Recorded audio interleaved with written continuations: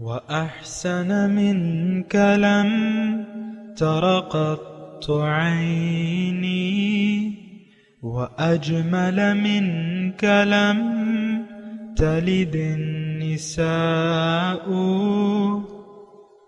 خلقت مبرأ من كل عيب خلقت مبرأ من كل عيب كأنك قد خلقت كما تشاء كتاب أنزلناه إليك مبارك ليدبروا آياته وليتذكر أولو الألباب۔ یہ کتاب برکت والی ہے جسے ہم نے آپ کی طرف نازل فرمایا ہے تاکہ دانش مند لوگ اس کی آیتوں میں غور و فکر کریں اور نصیحت حاصل کریں۔ استغفر اللہ الذی لا الہ الا هو الحی القیوم واتوب الیہ۔ سامعین و ناظرین کرام، السلام علیکم ورحمۃ اللہ وبرکاتہ۔ سامعین کرام، سورہ الزمر آیت نمبر 10 حصہ دوم۔ سامعین کرام، آج کا موضوع دنیا میں حسنہ سے کیا مراد ہے، اس کے ساتھ سامعین کرام آج کے سبق کا آغاز کرتے ہیں۔ سب سے پہلے گزشتہ سبق کا اعادہ ہوگا۔ قل يا عبادي الذين آمنوا اتقوا ربكم للذين أحسنوا في هذه الدنيا حسنة وأرض الله واسعة انما يوفى الصابرون اجرهم بغیر حساب۔ محبوب، میری طرف سے فرما دیجئے، اے میرے بندو جو ایمان لائے ہو، اپنے رب کا تقوی اختیار کرو، ایسے ہی لوگوں کے لیے جو اس دنیا میں صاحبان احسان ہوئے بہترین صلہ ہے، اور اللہ کی سرزمین کشادہ ہے، بلا شبہ صبر کرنے والوں کو ان کا اجر بے حساب انداز سے پورا کیا جائے گا۔ سامعین کرام، سورہ زمر آیت نمبر 10۔ لفظی ترجمہ: قل یا عباد الذین آمنوا اتقوا ربکم، آپ کہہ دیجئے اے میرے بندو، میرے بندوں سے کہہ دیجئے جو ایمان لائے ہیں کہ اپنے رب سے ڈرو۔ للذین احسنوا، جو نیکوکار ہیں، فی ہذہ الدنیا حسنہ، ان کے لیے اس دنیا میں بھی بھلائی ہے۔ وارض اللہ واسعہ، اور اللہ کی زمین وسیع ہے۔ انما یوفی الصابرون، بے شک پورا پورا بدلہ دیا جائے گا صبر کرنے والوں کو ان کے اجر کا بغیر کسی حساب کے۔ سامعین کرام، تقوی والوں کی بات ہو رہی ہے اور ان کے لیے اس دنیا میں کیا اجر ہے تو اس کی بات ہو رہی ہے، اور مضمون جو ہے گزشتہ سے پیوستہ ہے کہ حسنہ کیا ہے۔ اس بات کا ہم تذکرہ کر رہے تھے گزشتہ سبق میں کہ حسنہ کیا ہے۔ عام طور پہ میں نے آپ کو یہ بتایا کہ ہم ایک غلط فہمی کا شکار ہو گئے ہیں، چونکہ ہماری منزل جو ہے، ہم سب کی منزل دنیا بن گئی ہے۔ دنیا کی کامیابی کو، دنیا میں نعمتوں کے حصول کو ہم نے کامیابی سمجھ لیا ہے اور اس کے نقصان کو نقصان سمجھ لیا ہے۔ یہ بات جو ہے، یہ ذہنیت کی جو ہماری خرابی ہے، وہ ہماری یعنی پھر ایسا ہوتا ہے کہ ہمارے جو نظریات ہیں اسی سے بن جاتے ہیں۔ جہاں تک دنیا میں حسنہ کا تعلق ہے، ہم لوگوں کا خیال یہ ہے کہ مال و دولت کی فراوانی اور اسباب زندگی کی فراوانی جو ہے یہ حسنہ ہے۔ یہ غلط تصور ہے، ایسی بات نہیں ہے سامنے کرام۔ اس کی میں نے وجہ بھی بتا دی آپ کو، لیکن بات یہ ہے کہ میں ابھی آپ کو یہ بتا رہا ہوں کہ دنیا میں حسنہ کیا ہے۔ اس سلسلے میں نے آپ سے یہ عرض کرنا تھا کہ انسان کا، ہمارا، میرا اور آپ کا دنیا میں آ جانا جو ہے، یہ بھی بھلائی ہے۔ یعنی اللہ تعالیٰ کا اپنے تقرب کے لیے، اپنے دیدار کے لیے ہمارا انتخاب فرما لینا، یہ بہت بڑا حسنہ ہے، بہت بڑی دونوں جہانوں کی بھلائی ہے سامنے۔ اور آپ جانتے ہیں کہ انسان کی پیدائش کوئی معمولی واقعہ نہیں ہے، یہ اشرف المخلوقات ہے اور یہ مسجود ملائکہ ہے، اور اس کے بارے میں اس کو خطاب خلیفۃ اللہ کا ملا ہے، انی جاعل فی الارض خلیفہ۔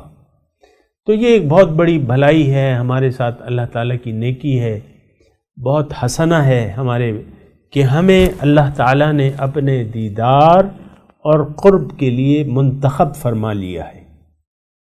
سبحان اللہ، یہ تو عام اس کا ایک حسنہ ہے، ٹھیک ہے۔ اچھا، پھر جب انسان دنیا میں آ جاتا ہے، اللہ تعالیٰ نے اس کی کامیابی کا ایک راستہ اس کو بتا دیا ہے، یعنی اس کو مقصد میں کامیابی کا آسان ترین اور ایک مختصر ترین راستہ منتخب کر لیا ہے، اور اس کو بتا دیا ہے پیغمبران کرام کے ذریعے، جو کہ دین اسلام ہے۔ تو یہ اس دنیا میں بہت بڑی بھلائی ہے اور اللہ تعالیٰ کی ایک نیکی ہے، اس کا احسان ہے۔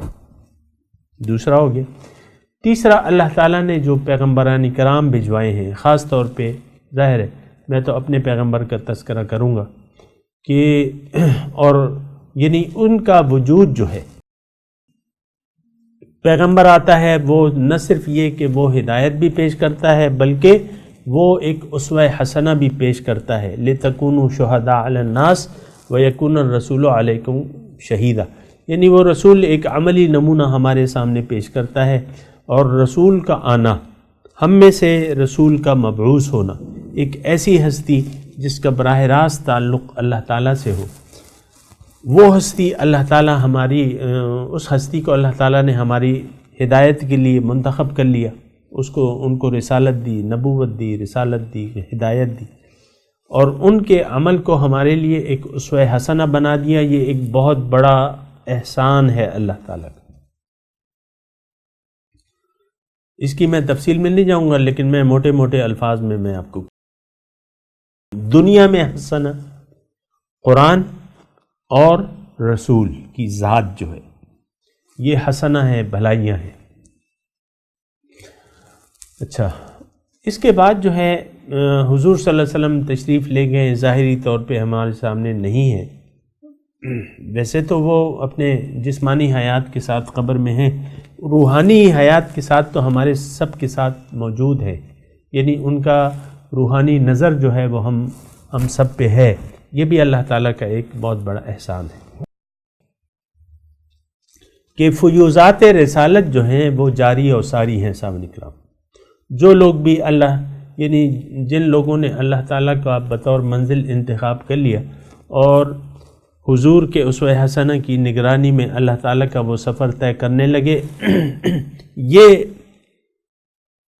یعنی حضور کا اسوہ حسنہ تو رہتی دنیا تک رہے گا نا سامنے کرام، یہ ان کا ایک حسنہ، اسوہ حسنہ موجود رہنا اور ہمارے سامنے ان کے عمل کی ایک شہادت جو ہے وہ موجود رہنا، یہ اللہ تعالیٰ کا ایک بہت بڑا احسان ہے۔ پھر اس کے بعد جو ہمارے وارثان نبی ہیں، علماء حق ہیں، اللہ والے لوگ ہیں، یہ اللہ تعالیٰ کا بہت بڑا احسان ہے۔ اب وہ جو وارث نبی ہے وہ کیا کرتا ہے؟ وہ وہی ڈیوٹیاں سر انجام دیتا ہے جو رسول کی ڈیوٹیاں ہیں، جو رسول کی تلاوت کتاب، تعلیم کتاب، حکمت کی باتیں اور تزکیہ نفوس، یہ 4 ڈیوٹیاں رسول کی بھی ہیں اور ان لوگوں کی بھی۔ یہ لوگ ہم میں موجود ہیں، قرآن گواہ ہے اس بات پہ، سچے لوگ جو ہیں وہ موجود ہیں، اور اللہ تعالیٰ نے ہمیں نصیحت کی ہے کہ تقوی اختیار کرو، یا ایھا الذین آمنوا اتقوا اللہ وکونوا مع الصادقین، تقوی اختیار کرو اور سچے لوگوں کی معیت اختیار کر لو۔ اب بعض لوگ پوچھتے ہیں کہ بھئی پیر کا لفظ جو ہے وہ کہاں پہ ہے؟ اب ضروری تو نہیں ہے کہ آپ پیر کا لفظ جو ہے، پیر کا لفظ تو یعنی عربی کے لفظ تو نہیں ہے، عربی کے لفظ تو نہیں ہے، عربی کے لیکن اس کے اشارات تو موجود ہیں نا. یعنی پیر سے جو ہدایت لینی ہوتی ہے سامعین کرام، بعض علماء کہتے ہیں کہ یہ پیر کا تصور تو ہے ہی نہیں، بعض علماء یہ کہتے ہیں، میں یہ کہتا ہوں یہ بات غلط ہے. دیکھیں، نمونے کی تو ہمیں ہر وقت ضرورت ہے، عملی نمونے کی. ہم کس کی نقل کریں گے؟ ظاہر ہے کہ حضور کی اگر سنت ہے بھی تو وہ تو کتاب میں موجود ہے، اور کتاب اکیلی کافی نہیں ہوتی. اگر کتاب اکیلی کافی ہوتی تو قرآن آ جاتا. سب سے بہترین کلام تو اللہ کا ہے. کتاب اللہ تعالیٰ کسی صورت بھجوا دیتا؟ نہیں، پیغمبر آیا ہے سب سے پہلے، بعد کتاب تو بعد میں آئی ہے. آپ کو معلوم ہے 23 سال میں اختتام قرآن ہوا ہے، قرآن مکمل ہوا ہے، اور حضور کی ذات تو پہلے سے موجود تھی.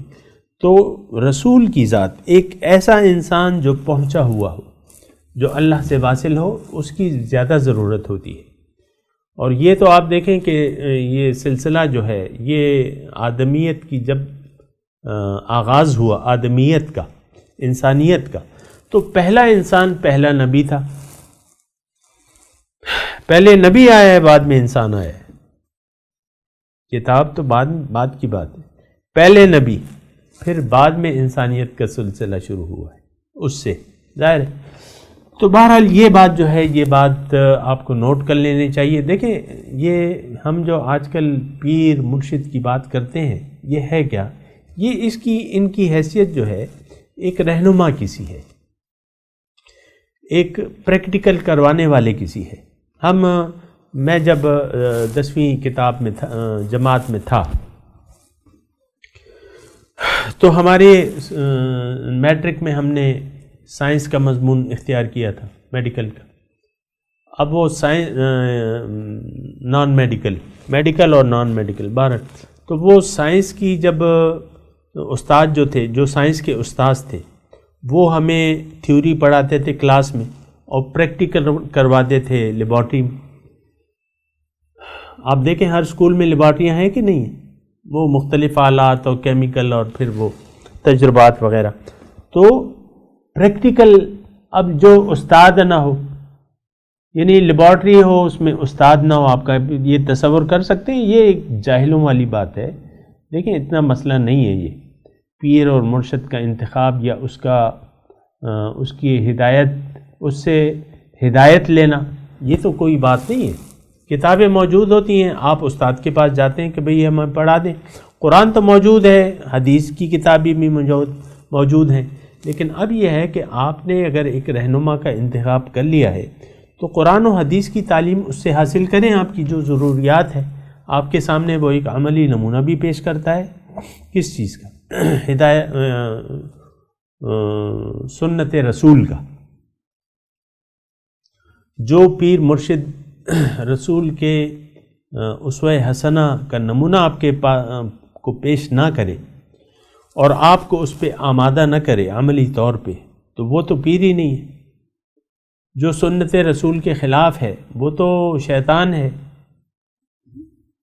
جو اپنی خواہشات پہ چلتا ہے تو وہ تو پیر نہیں ہو سکتا سامنے کا. یہ تو ہماری پھر اس سلسلے میں جو ہے خرابیاں پیدا ہو گئی ہیں، اور ڈبہ پیر قسم کے لوگ آ گئے ہیں جو اپنے آپ کو پیر کہلواتے ہیں لیکن ہیں تو پیر نہیں. لیکن یہ ہے کہ اس میں تو اس نظریے کا تو باطل نہیں ہو سکتا.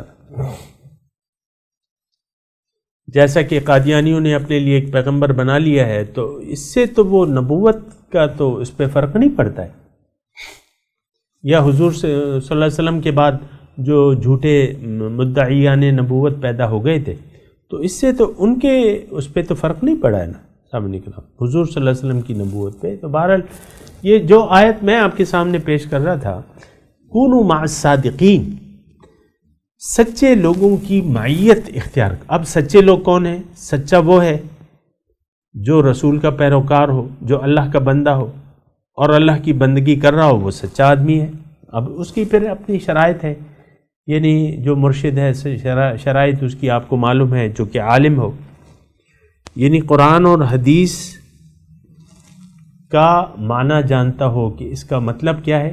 قرآن و حدیث، قرآن کے احکامات سے واقف ہو، حدیث حضور صلی اللہ علیہ وسلم کی اسوہ حسنہ سے واقف ہو، یعنی یہ جانتا ہو، اس کے بعد جو ہے عامل بھی ہو اس پہ، قرآن اور حدیث، یعنی اللہ کا بندہ اور اللہ کے راستے پر چل بھی رہا ہو،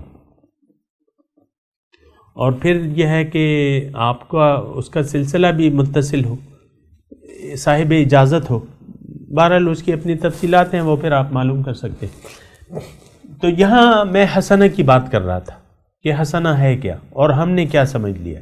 حسنہ کے بارے میں آپ کو تفصیل بتا رہا تھا کہ ایک تو ہمارا اپنا وجود، یہ بھلائی ہے اللہ تعالیٰ کی ہمارے ساتھ.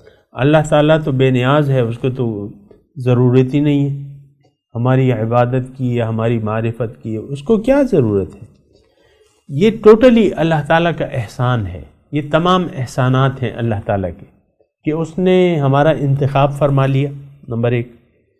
پھر اس نے اپنا راستہ ہمیں بتایا کتاب کی صورت میں، پھر اس نے طریقہ سمجھایا رسول کی صورت میں، پھر اس نے وہ سلسلہ جاری و ساری رکھا. وَاتَّبِعْ سَبِيلَ مَنْ أَنَابَ إِلَيَّ. یہ سارے احسانات ہیں اللہ تعالیٰ کے، اور یہ دنیا میں بھلائیاں ہیں.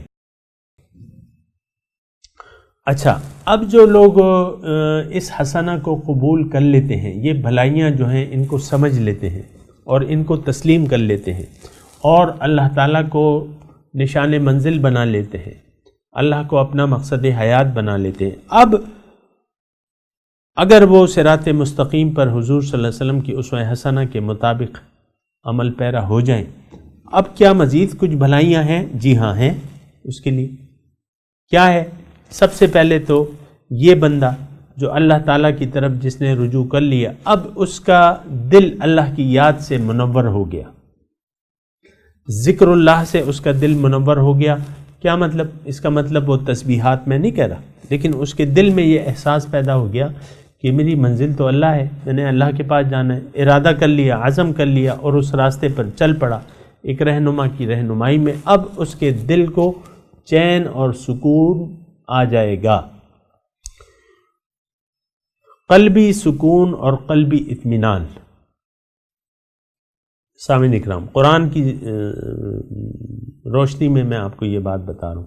اب دیکھیں، یہ قلبی سکون ایک ایسی چیز ہے، روحانی خوشی آپ اسے کہہ سکتے ہیں، قلبی سکون اور دائمی سکون آپ اسے کہہ سکتے ہیں. یہ شخص جو ہے اس کو قلبی سکون میسر ہوگا. اب یہ وہ خوشی ہے، یہ جو سکون ہے جو کہ ظاہر میں آپ نہیں حاصل کر سکتے ظاہر کی چیزوں سے. وہ شاعر نے کیا خوب کہا ہے کہ نہ دنیا سے، نہ دولت سے، نہ گھر آباد کرنے سے تسلی دل کو ہوتی ہے خدا کو یاد کرنے سے. بہرحال خیر، وہ تو شاعرانہ بات ہے، لیکن میں کہہ رہا ہوں قرآن کی زبان سے آپ کو کہہ رہا ہوں کہ الذین آمنوا وتطمئن قلوبهم بذکر اللہ الا بذکر اللہ تطمئن القلوب.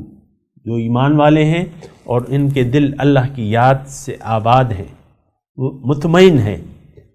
الذین آمنوا وتطمئن قلوبهم بذکر اللہ الا بذکر اللہ تطمئن القلوب. ایمان والے اور ان کے دل اللہ کی یاد سے مطمئن ہیں. کیا مطلب؟ کہ اللہ کو جب انہوں نے اپنی منزل بنا لیا تو ان کا دل مطمئن ہو گیا. تطمئن قلوبہم بذکر اللہ، اور الا بذکر اللہ تطمئن.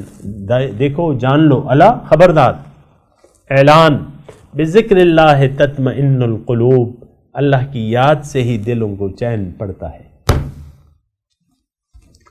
تو یہ ہے دنیا کی بھلائی.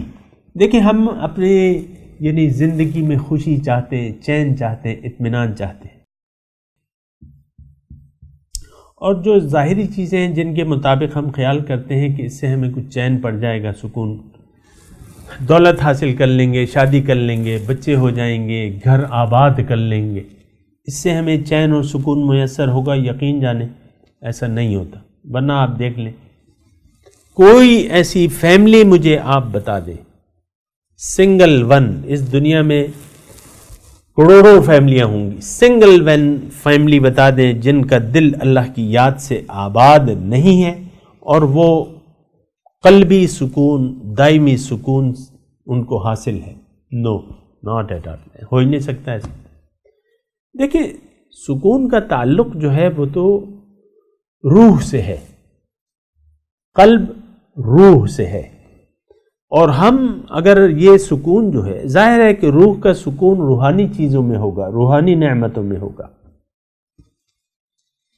مثال کے طور پہ آپ کی فطرت، انسان اپنی جو فطرت ہوتی ہے اس میں سکون پاتا ہے۔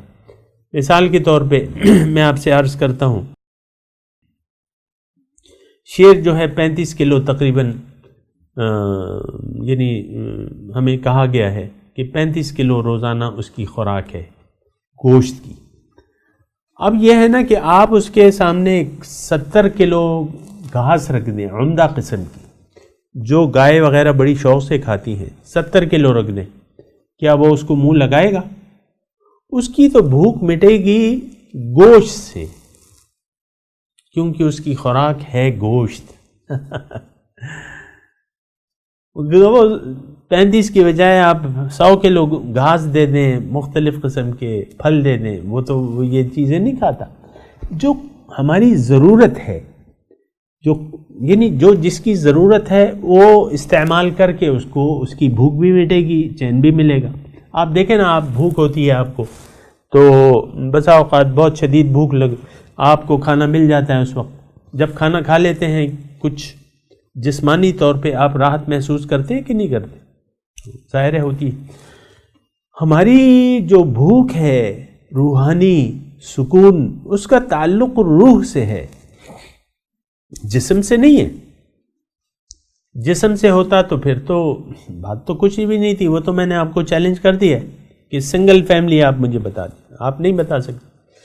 روح یعنی یہ روحانی سکون و اطمینان اور روحانی خوشی کا تعلق تو روح سے ہے۔ اب روح کا تعلق تو اللہ سے ہے۔ قل الروح من امر ربی،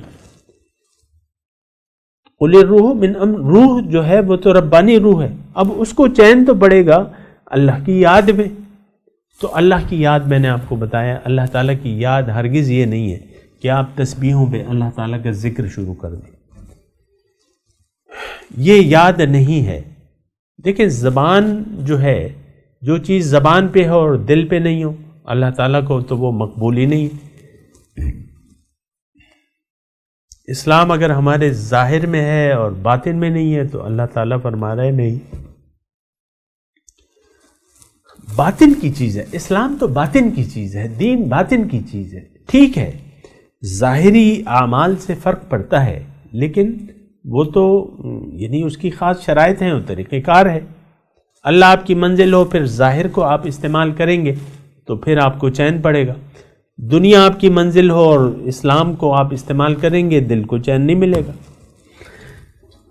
اہم بات کر رہا ہوں سامنے کرام میں، دنیا منزل ہو آپ کی، دنیا کے متعلق ساری پریشانیاں دنیا کی ہیں، اسلام کے ظاہر کو اگر لے بھی لیں گے، ہر روز آپ 1 لاکھ روپے دے بھی دیتے صدقہ، اور ہر مہینے عمرے پہ جاتے ہیں، ہر سال حج پہ جاتے ہیں، تو دل کو چین نہیں پڑے گا سامنے۔ منزل آپ کی غلط ہے، راستہ غلط ہے، طریقہ غلط ہے، پھر اسلام کے چند چیزوں کو لے کے آپ قلبی سکون تو نہیں پا سکتے۔ یہ بات ذرا محسوس کرنے کی ہے۔ بہرحال ہم بات کر رہے ہیں للذین احسنوا فی ہذہ الدنیا حسنہ، دنیا میں بھلائی کیا ہے؟ ایک نیکیوں بھری زندگی، ایک تقوی والی زندگی، یہ بھلائی ہے۔ دنیا میں سب سے بڑی بھلائی کیا ہے؟ رضا الہی، رضوان من اللہ اکبر، اللہ کی رضا بہت بڑی ہے۔ تو یہ جناب یہ وہ ہے دنیا کی بھلائی ہے۔ دنیا کی بھلائی کیا ہے؟ کہ آپ کو اللہ کی رضا حاصل ہو جائے، اللہ تعالیٰ آپ سے راضی ہو جائے۔ لقد رضی اللہ عن المؤمنین اذ یبایعونک تحت الشجرہ، یقیناً اللہ راضی ہو گیا جب مومن آپ سے ایک درخت کے سائے میں بیعت کر رہے تھے۔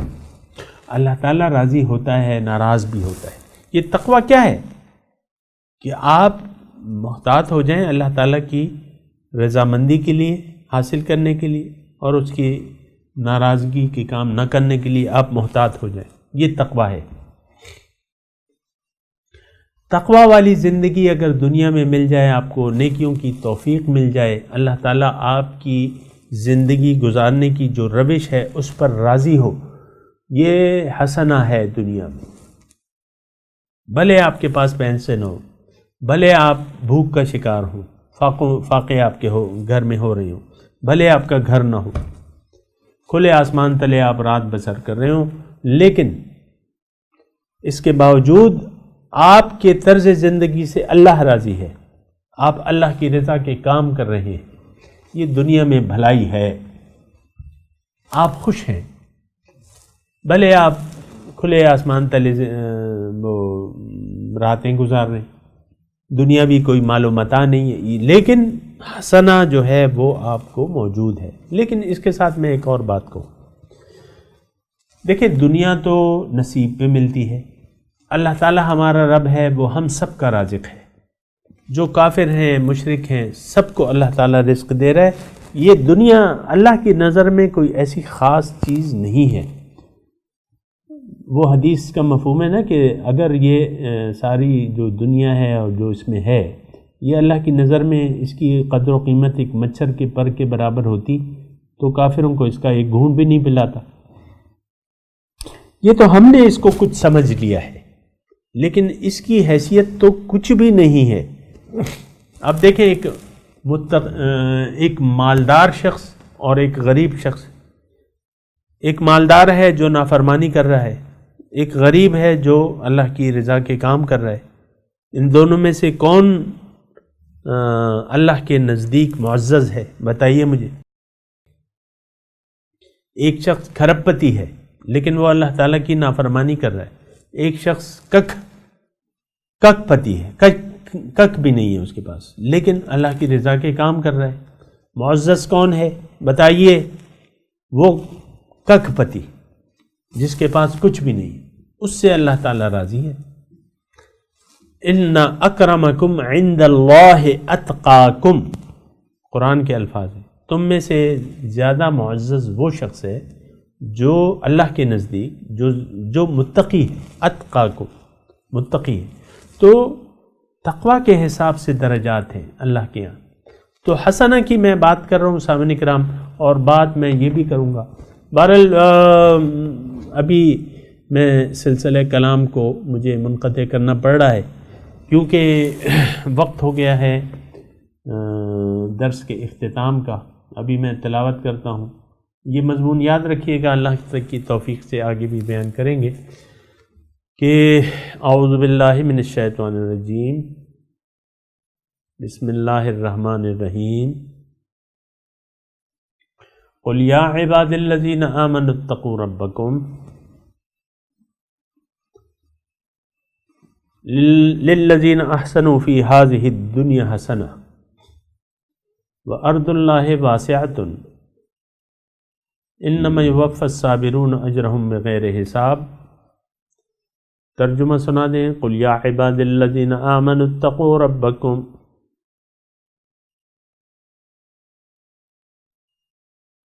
آپ کہہ دیجئے اے میرے بندو جو ایمان لائے ہو، تقوی اختیار کر دو اپنے رب کا. للذین احسنوا فی ہذہ الدنیا حسنہ، جن کے جو نیکوکار ہیں تم میں سے ان کے لیے اس دنیا میں بھی بھلائی ہے. وَأَرْضُ اللَّهِ وَاسِعَةٌ، اللہ کی زمین بہت وسیع ہے. انما یوفی الصابرون اجرہم بغیر حساب، بے شک بدلہ دیا جائے گا صبر کرنے والوں کو ان کے اجر کا بغیر کسی حساب کے. اب ان آیت کی تلاوت اور ترجمہ. قل یا عبادی الذین آمنوا اتقوا ربکم للذین احسنوا فی هذه الدنیا حسنہ وارض اللہ واسعہ انما یوفی الصابرون اجرهم بغیر حساب. Say, O my devotees who have believed, keep your duty to your Lord. For those who do good in this world is goodness, and God's earth is vast. The steadfast will be paid their wages in full without reckoning. اس کے ساتھ ہی آج کے درس کا وقت اختتام کو پہنچا. انشاءاللہ اگلے درس میں ملاقات ہوگی. وآخر دعوانا ان الحمدللہ رب العالمین. والسلام علیکم ورحمۃ اللہ وبرکاتہ.